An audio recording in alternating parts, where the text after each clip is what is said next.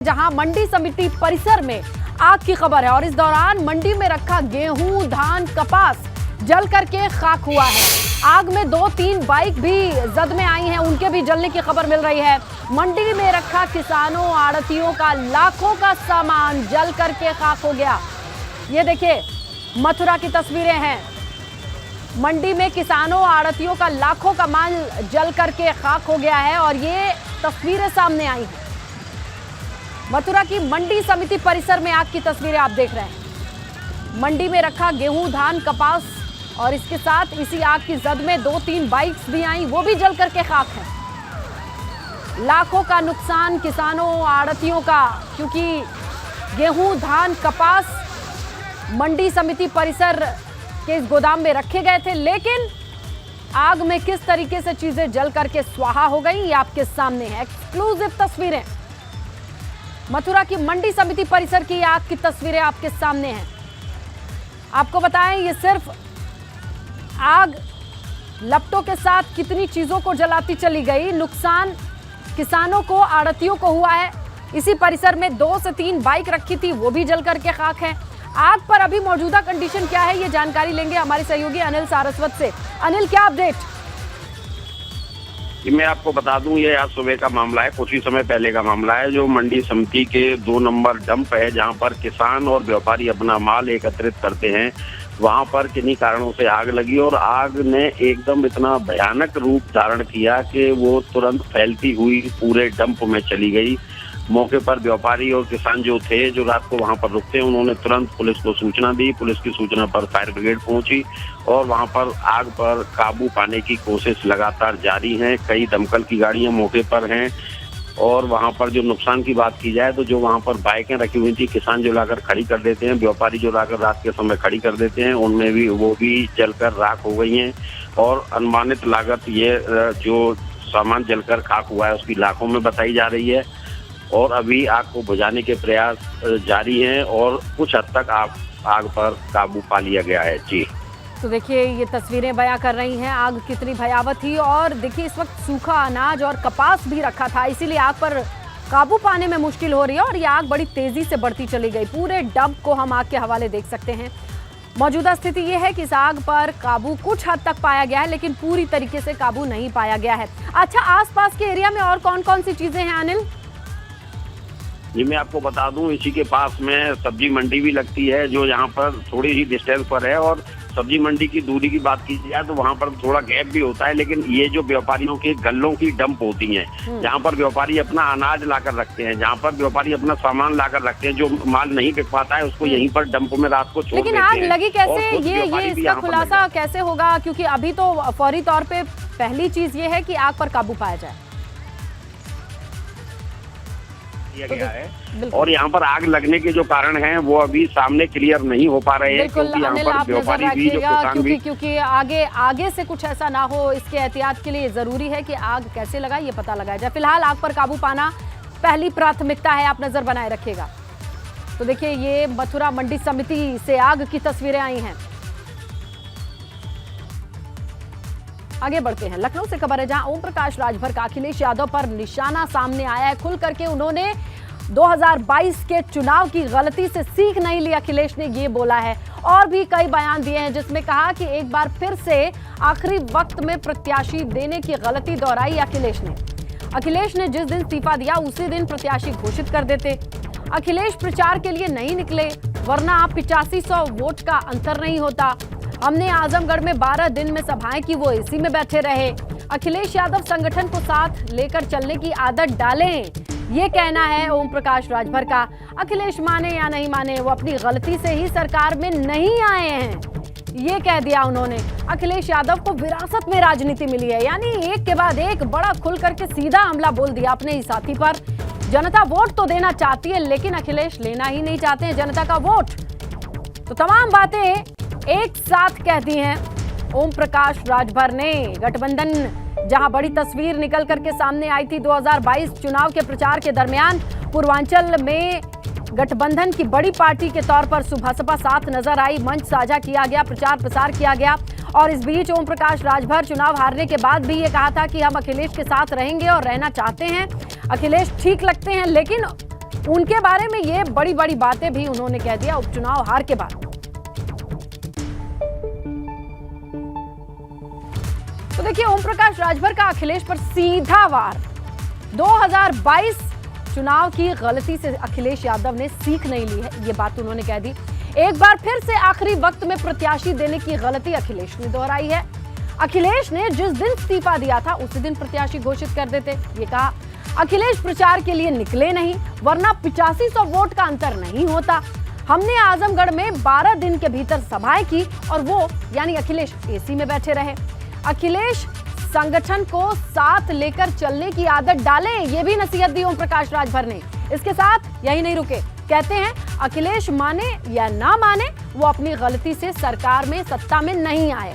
विधानसभा चुनाव में हम लोग सपा के साथ आए तो यहां तक पहुंच गए। अखिलेश यादव को विरासत में राजनीति मिली है, ये बात भी उन्होंने कह दी। और इसके साथ ही वो यहीं पर नहीं रुके, एक के बाद एक खुल करके सीधा हमला बोल दिया अपने सहयोगी पर। जनता वोट तो देना चाहती है लेकिन ये वोट नहीं लेना चाहते हैं, अखिलेश यादव वोट लेना ही नहीं चाहते हैं। ये बड़ी बड़ी भारी भरकम बातें बड़ी सीधी तौर पर अखिलेश के बारे में ओम प्रकाश राजभर ने कह दी है। अब इसके सियासी मायने क्या हैं ये तो जरूर निकलेंगे। खलबली मची हुई है यूपी की सियासत में, समझने की कोशिश करते हैं। हमारे सहयोगी शैलेश अरोड़ा जुड़ गए हैं लखनऊ से, क्योंकि अब इस बयान के बाद हलचल मचनी शुरू हो चुकी है। शैलेश, अब देखिए प्रतिक्रियाओं का दौर भी शुरू होगा। शैलेश, इनके इस बयान पर पूछा जाएगा, एक दो सलाह देते तो ठीक, पूरा चिट्ठा खोल करके रख दिया, बैक टू बैक इतने सारी बड़ी बातें कह दी अखिलेश के लिए। कॉल कट गया। चलिए हमारे सहयोगी से हम फिर से कनेक्ट करेंगे, क्योंकि शैलेश से हम जानेंगे कि अब जब लखनऊ में बैठ करके वो इतनी बड़ी बात कह रहे हैं, नसीहत दे रहे हैं, एक दो नहीं कई नसीहत दे रहे हैं, तो इसके बाद अब क्या प्रतिक्रिया आएगी, समाजवादी पार्टी की ओर से क्या प्रतिक्रिया आएगी? देखिए, ओम प्रकाश राजभर ये कह चुके हैं कि हम तब तक समाजवादी पार्टी को नहीं छोड़ेंगे जब तक अखिलेश हमें निकाल नहीं देते। लेकिन क्या वो निकालने की राह वो खुद ही तैयार कर रहे हैं इस तरीके की बयान देकर, बयानबाजी करके? अब ये देखना होगा, क्योंकि एक दो नहीं कई नसीहत दे डाले हैं जिसमें राजनीति विरासत में मिली है। ये सभी चुभने वाले बयान हैं। इन बयानों पर अब क्या प्रतिक्रिया होगी अखिलेश की, ये देखना होगा, क्योंकि ये ओम प्रकाश राजभर की रणनीति तो नहीं है कि समाजवादी पार्टी से हम तो अलग हुए नहीं, हमें खुद ही अलग कर दिया, कहीं ऐसा तो नहीं प्लान कर रहे हैं। चलिए समझने की कोशिश करते हैं। हमारे सहयोगी शैलेश अरोड़ा जुड़े हैं। शैलेश, देखिए कभी भी ऐसा नहीं होता कि ये बयान बहुत पहली बार दे दिया हो, आड़ा टेढ़ा बयान पहली बार दे दिया ओम प्रकाश राजभर ने, हम सभी जानते हैं। लेकिन ऐसा तो नहीं है कि मैं तो ये पार्टी नहीं छोड़ रहा, अखिलेश मुझे खुद ही छोड़ दें, ऐसी बयानबाजी करो, इस रणनीति पे तो नहीं चल रहे।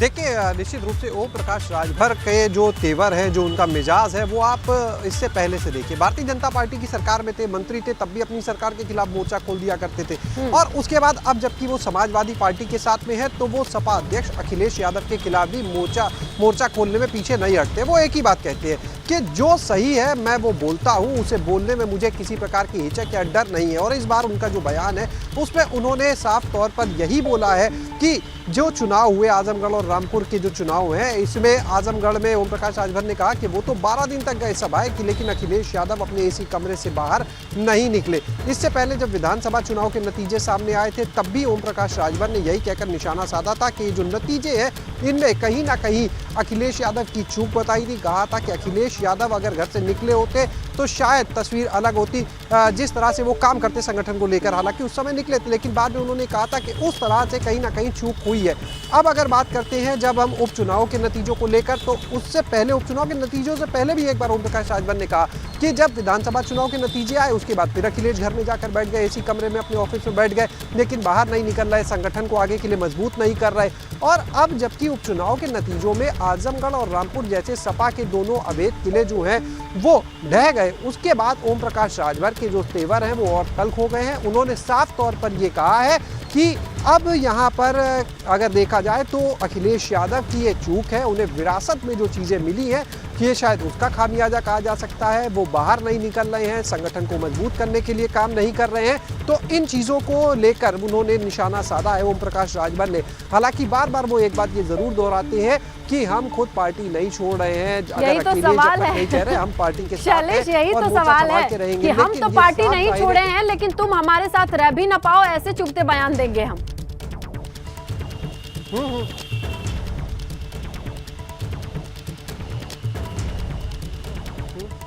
देखिए, हमारे सहयोगी से हम कनेक्ट करने की कोशिश करेंगे और वो डिटेल्स यही दे रहे थे कि पहली बार नहीं है।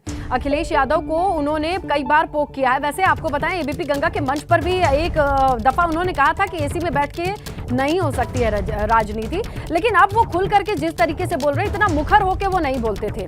अभी तक वो एक दो लाइन में ये बात कह के निकल जाते थे। इस बार मानो उन्होंने पूरी पाठशाला ही लगा दी हो अखिलेश यादव के लिए। अब इस पाठशाला की सीख तीखी लगेगी अखिलेश यादव को, या फिर वो इग्नोर कर जाएंगे, या इस पर खुल करके सामने आएंगे, ये तमाम चीजें देखने लायक होंगी।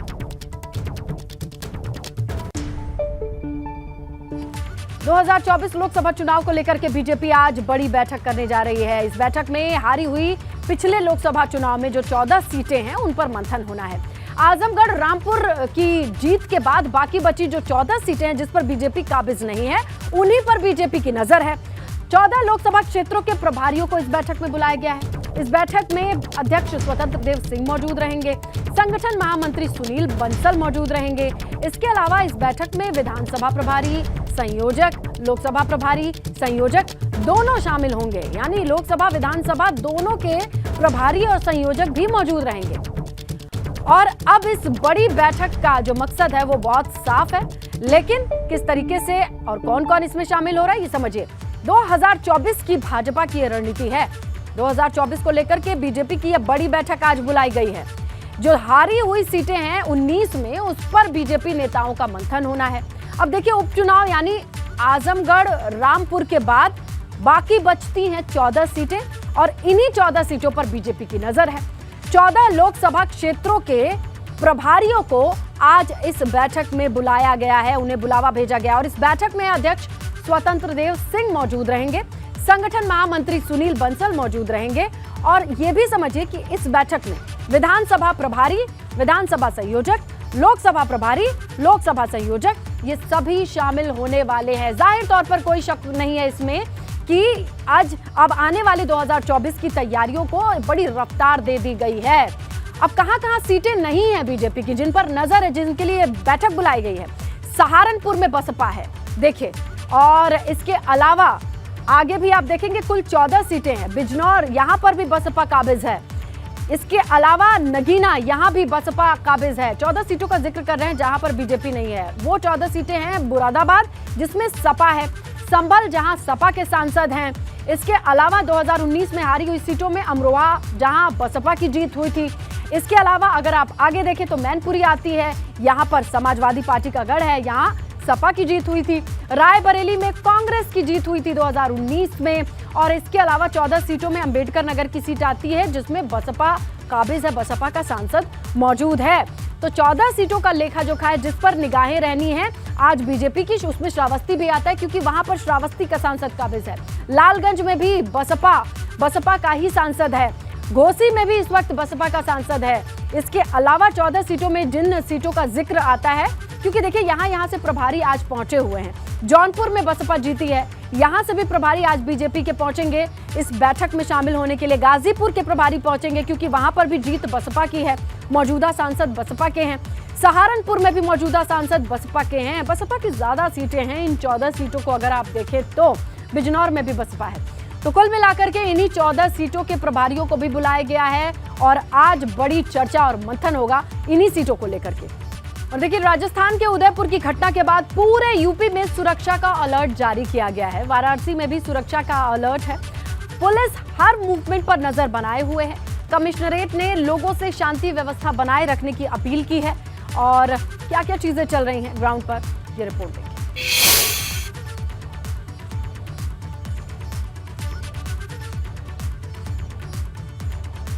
राजस्थान के उदयपुर की घटना के बाद वाराणसी सहित पूरे उत्तर प्रदेश में सुरक्षा का अलर्ट जारी है। इस वक्त हम बाबा के धाम पर मौजूद हैं, बाबा काशी विश्वनाथ धाम के बाहर मौजूद हैं। और आप देखिए यहाँ पर सुरक्षा का अलर्ट, हर ओर आपको सुरक्षा कर्मी तैनात दिखेंगे, मुस्तैद दिखेंगे। तो जो मुख्य द्वार है वहाँ पर ये सुरक्षा का जो अलर्ट की है, उसके बाद सुरक्षा की ये टाइट व्यवस्था। आप देखिए ये सुरक्षा के जो जवान हैं उनकी जीप खड़ी है, और इसके साथ ही ये जो आपके बैरिकेडिंग के पीछे जो लोग दिखाई दे रहे होंगे, ये भी जो जवान हैं वो पूरी तरह से मुस्तैद दिखाई दे रहे हैं।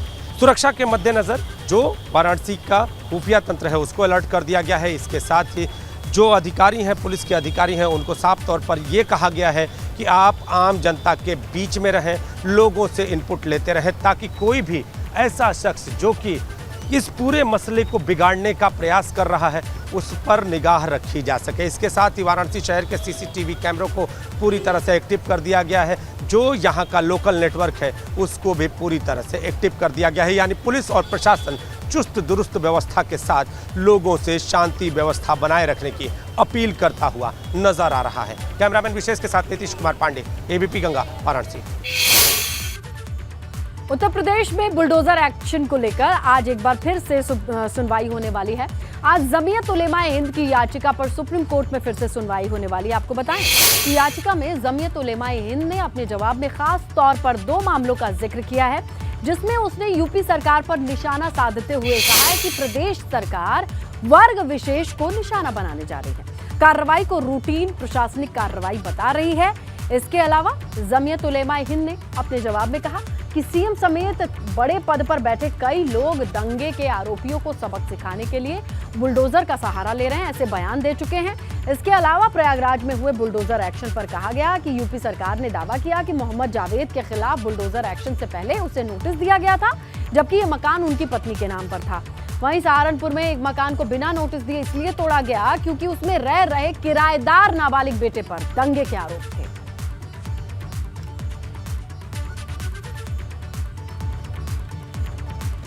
जमीयत का क्या आरोप है, जरा देखते हैं डिटेल में। अतिक्रमण के नाम पर वर्ग विशेष के खिलाफ एक्शन लिया जा रहा है, ये जमीयत ने कहा। लोगों को सबक सिखाने के लिए घरों को तोड़ा जा रहा है, ये बात भी मेंशन की गई है।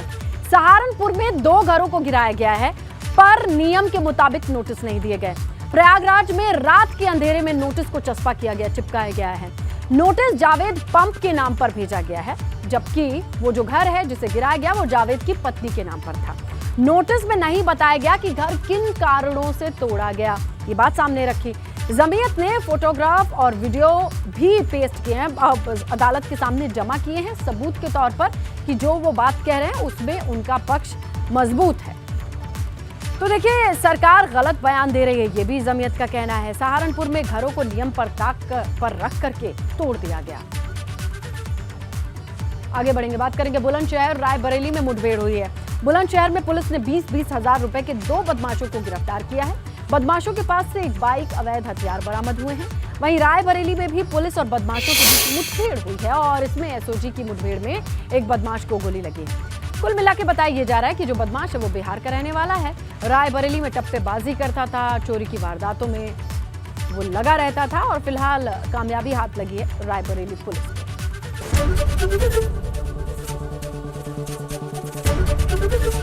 एबीपी गंगा, खबर आपकी, जुबान आपकी।